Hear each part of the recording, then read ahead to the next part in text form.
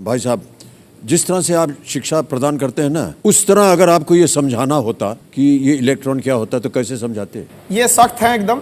हाँ। ठीक है, तो ये चक्कर पकड़ नहीं करते हैं इधर उधर।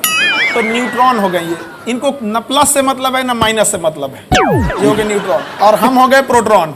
ये दोनों एक साथ रहते हैं न्यूक्लियस में, तो हम एक साथ बैठे हैं। हम है प्लस, जितना हम प्लस है ना ताकत में, आप हैं इलेक्ट्रॉन उतना ही माइनस में है। अब हम चाहेंगे आपको खींचे, आप चाहेंगे हमको खींच ले, बस दोनों दम लगाएंगे तो आप ऐसे घूमने लगेंगे। ये बहुत बढ़िया, ये गोल गोल जिंदगी भर नहीं भूलूंगा तो जो अभी आपने सिखाया है। किसी किताब में नहीं लिखा होगा ये जो आपने आज हमको पढ़ाया। वाह क्या बात है, बहुत जितने सब बैठे हैं यहाँ पर सख्त लौंडा टी शर्ट पहने हैं। सर इसकी कहानी क्या है? सर ये एक आंदोलन है सर। क्या है कि जैसे आप हैं, आप जैसे माशाल्लाह से इतने हसीन आदमी हैं आप जब कहते हैं कि हम जा खड़े हो जाते हैं वहीं से लाइन शुरू हो जाती है। एक सिरा है जहाँ लाइन खत्म होती है वहाँ हम लोग हैं सर। अच्छा। एक होता है कि आप गरीबी में, एक होता है साहब कि आपके पास खाना नहीं है। अगर आप इसी में कह देंगे साहब हमारा तो रोजा है, हमने उपवास रखा हुआ है, वही है सर सख्त लौंडा। अरे भाई साहब क्या बात कही है आपने। सर देखिए ऐसे एक शेर लिखा है इसके लिए एक बार ऐसा कि तेरे जाने के बाद जो मैं रह जाऊंगा वो मुझसे तो नहीं संभलता, इसलिए पत्थर कर लिया है दिल को अब कहीं नहीं पिघलता।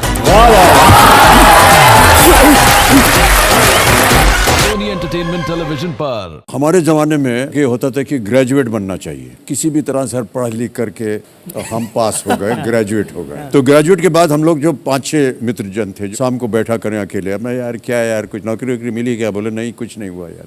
एक दिन क्या हुआ, एक लड़का था वो बोला यार हम बताएं आपको हमारा प्रॉब्लम क्या है। हमारा प्रॉब्लम है ये कि हमारे बाप ने हमको पैदा क्यों किया था। सर हमको लगा कि ये जो लौंडा है ये सही बोल रहा है। तो जिंदगी में पहली बार और आखिरी बार बाबूजी के सामने गया मैं और उनको हमने बोल दिया कि आपने हमको पैदा क्यों किया था।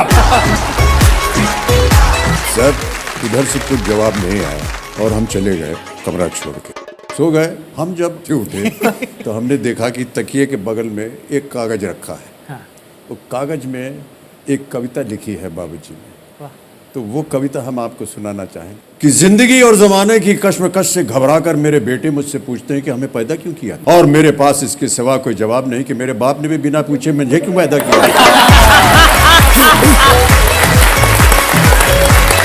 और उनके बाप ने बिना पूछे उन्हें, और उनके दादा ने बिना पूछे उन्हें। जिंदगी और जमाने की कश्मकश पहले भी थी, आज भी है, शायद ज्यादा। तुम ही नई लीक रखना, अपने बेटों से पूछ के उन्हें पैदा करना।